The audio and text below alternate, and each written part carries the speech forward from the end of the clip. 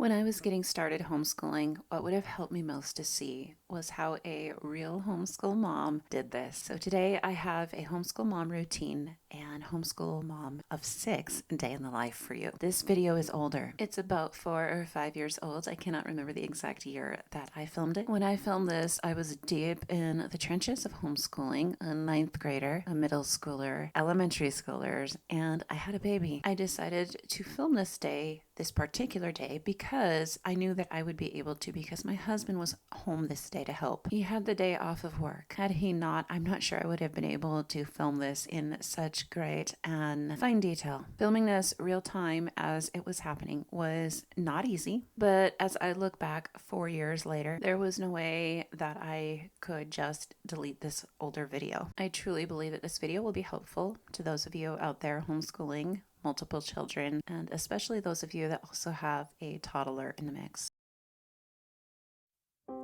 Today is a family homeschool day in the life flow inspiration video. Homeschool mornings start a little slow and easy here. I get up anywhere from 3 to 6 a.m. I have a chronic autoimmune disease, and because of it, there's some mornings I can't sleep. Others, my body definitely needs the rest. It's been really hard to learn that I cannot afford to skip sleep when it comes, but I have learned that a rested, healthy mama is better than a sick one.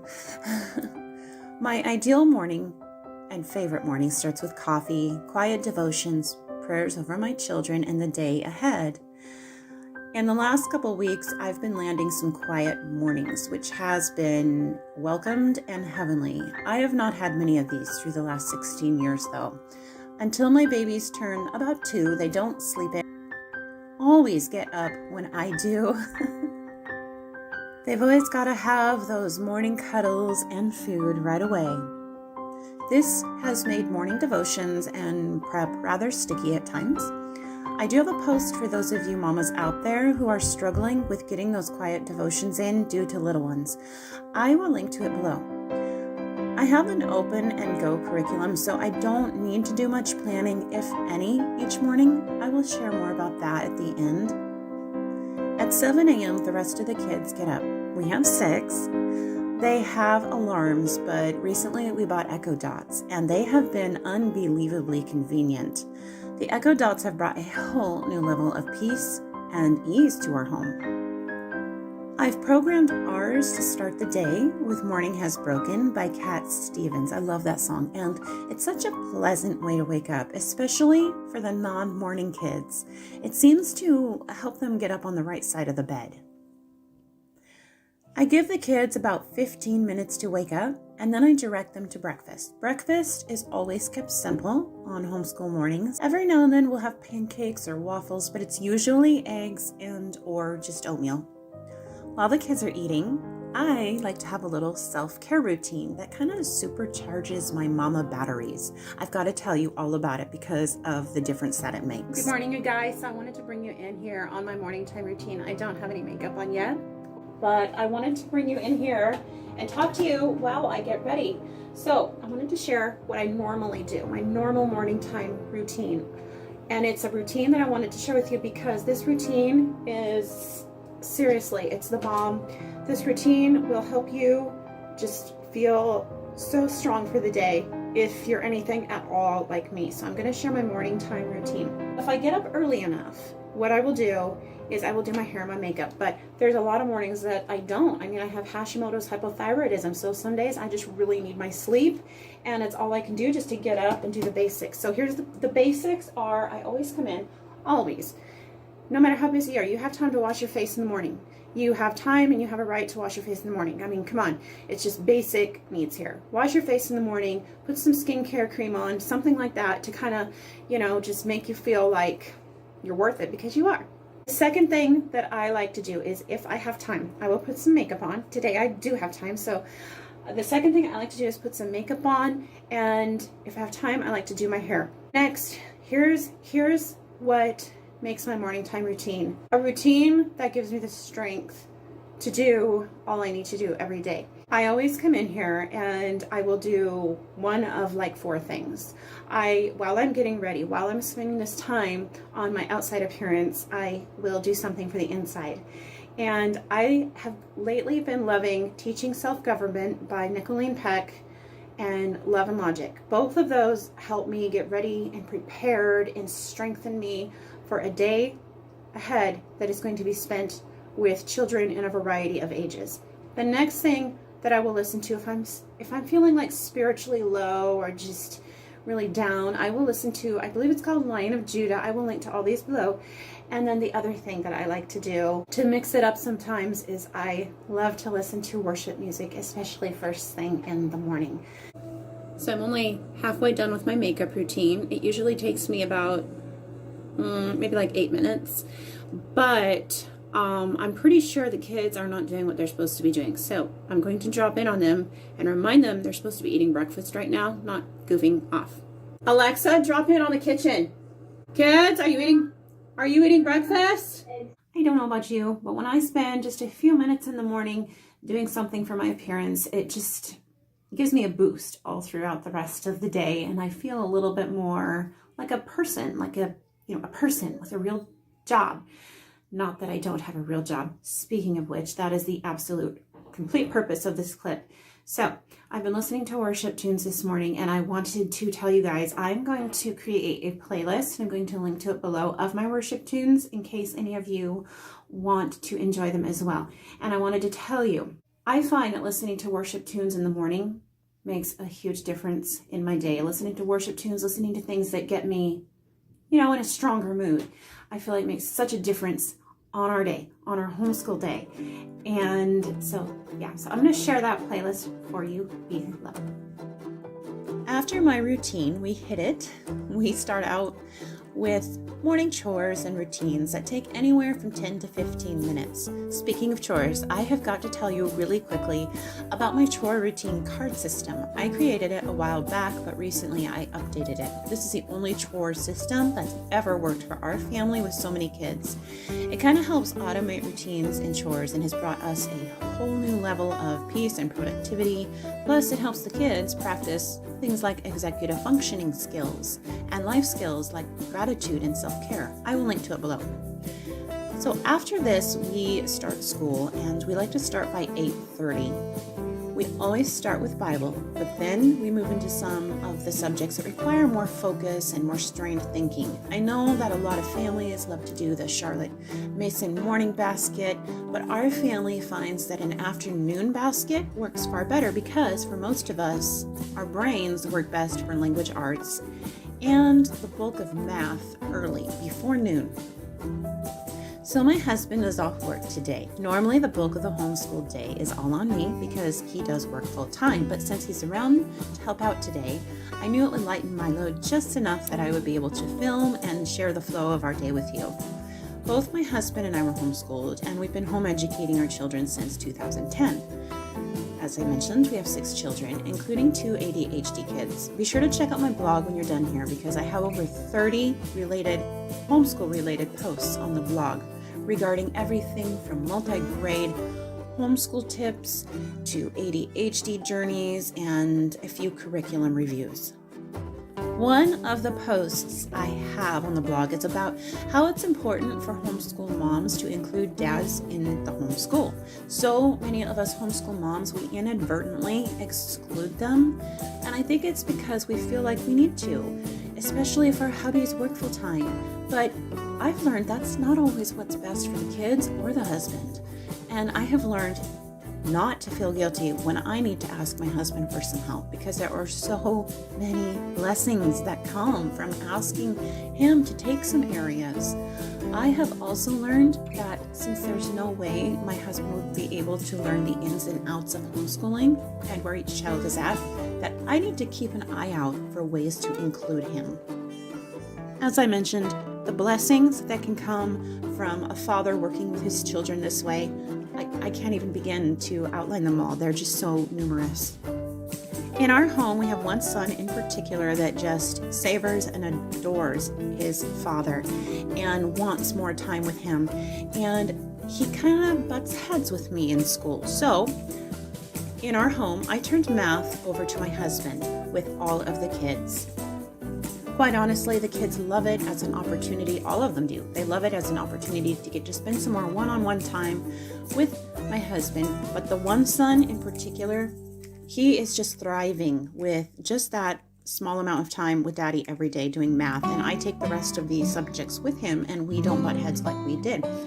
But I've got to tell you that our one son, he actually wakes himself up at 5 in the morning just to get that special math time with Daddy. You just never know what your kids don't convey that they're missing out on when they don't get that time with Daddy. So once again, kids, time with Daddy, it's just so important. So I have ADHD and 2 of our boys have it. I think a lot of homeschool families are afraid of an ADHD diagnosis.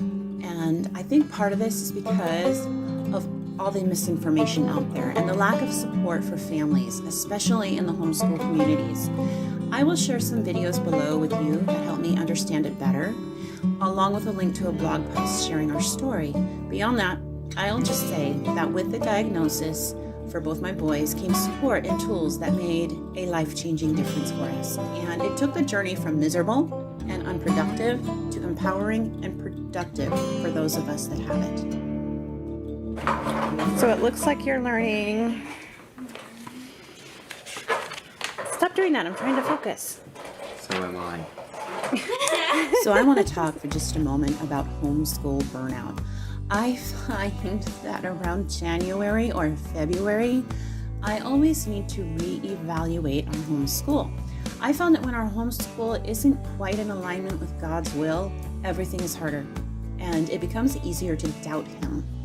One of the reasons my husband and I wanted to homeschool was so that we could help each one of our children hone their God-given talents and gifts as we started to see them blossom. And although we firmly believe that God has a mission for each one of us and that it's very likely going to be something that utilizes those talents He's given us, I personally have a tendency to worry about what others think. And when this happens, I completely forget to leave enough time for honing those talents that I know that God has given to my children. I have to stop myself and remember God in our homeschool often. When we stray from His will in our homeschool, like I said, everything gets harder and burnout can definitely set in.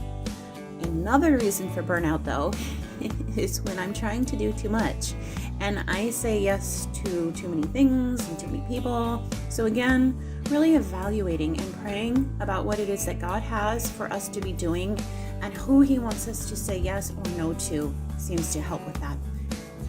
A third reason for burnout for so many moms happens when we neglect self-care. For me, self-care includes my morning routines, as mentioned, but it also means getting some quiet moments each day to give my brain a break so it can kind of like reset and refocus and just even pray. Even if it's after my husband gets home and it means me sneaking away for some quiet time. It also means me taking my vitamins and my thyroid medications and my tea. Okay, so growing up, I knew a lot of big homeschool family moms. I don't know if it's because times were slower and easier 20 or so years ago, but I don't think that's it. I will say, though, they made big family homeschool life look so much easier than it actually is.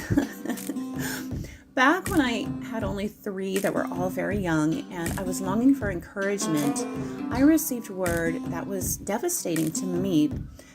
It was that so many of the homeschool moms and parents that I had looked up to growing up were now divorcing. The parents were divorcing. And it was shortly after that I read that divorce rates among homeschool families are rather high. I think there's a lot of reasons that this could be. Possibly, financial. Whenever there's financial problems, there's tension. And a lot of homeschool families are living on one income.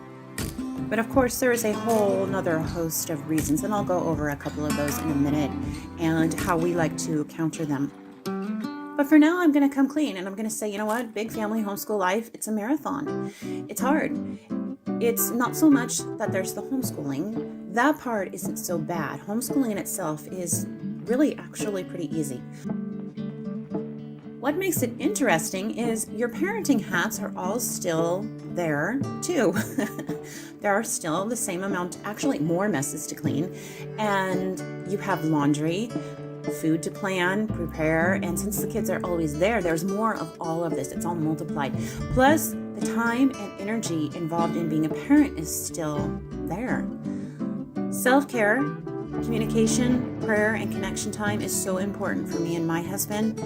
It also helps so much to remember the reasons that we made this choice and to have as much fun along the way as we possibly can. It's like one of my stepdaddies always used to say, if you're not having fun, you're not doing it right. Here's the thing. Christian homeschooling is a discipleship ministry. And what ministry is there that is a cakewalk? I will say that for us, it does become far less stressful to remember that it's not our knowledge, not our expertise or lack thereof that's going to make this successful. It's God that's going to make it successful. Big family homeschooling teens to tots is definitely a super rigorous journey. Some days it's easy to wonder if all the hard work will be worth it in the end, and although there are never any guarantees, I will say there are usually enough beautiful moments hidden in each day that do make each day more than worth it. Sometimes you have to squint one eye and look really hard to see them, but they are there. One thing is for sure. Homeschooling with Christ has a way of making homeschool families stronger and closer if we let it, because it forces us to work through our issues with each other. We don't get most of the day away from each other, so we have to learn to compromise. We have to learn compassion, diplomacy, and to love one another and work together. I would not change a thing about our lives. Well, maybe I'd hire a housekeeper if I could. I can see why schools hire janitors for sure. The baby's been really quiet. We're gonna go over here and see what he's up to. What are you doing? Uh-oh, I see a marker. So right now I'm scrolling through and I am looking for a good YouTube video on John Witherspoon, who was one of the founding fathers. We are studying him today. So while we eat our lunch, I thought it would be fun to have a YouTube video playing about him to just kind of, you know, introduce the kids while they're eating. And we do this every day at lunch. We always do either a history or a science YouTube video at lunchtime, and it just makes it so much fun. This one looks good right here. I like to preview them, or the beginning, before I turn it on to the kids. So I'm going to see if this one's good. I know some parents are really against screen time for their kids. I understand that, and I understand the reasons behind it. If I didn't have as many small children and so many children in such a wide age span whose education I was accommodating every day, I probably would be too. But I am homeschooling teen to tot. I actually need some screen time for some of the kids to teach subjects that I simply would not be able to get to if it was all on me. I have found that screen time actually works really well as a reward incentive too. But do check out my links below, because I do have a post on the blog featuring my favorite educational toys for elementary children and toddlers that actually keep them busy for quite a while every day. I have found so many wonderful Montessori and Reggio Emilia toys, so be sure to look for those in the links below.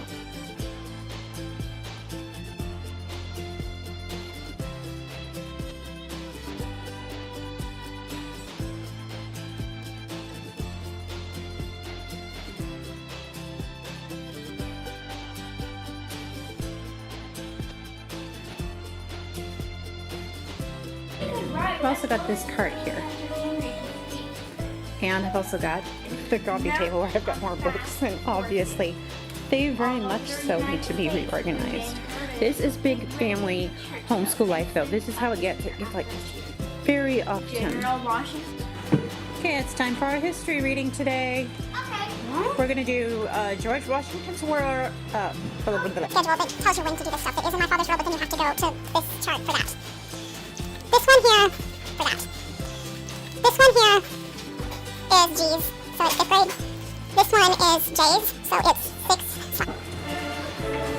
On the 5th day of creation, God created the birds, the bees, the bats, and the butterflies. You can create flying fish.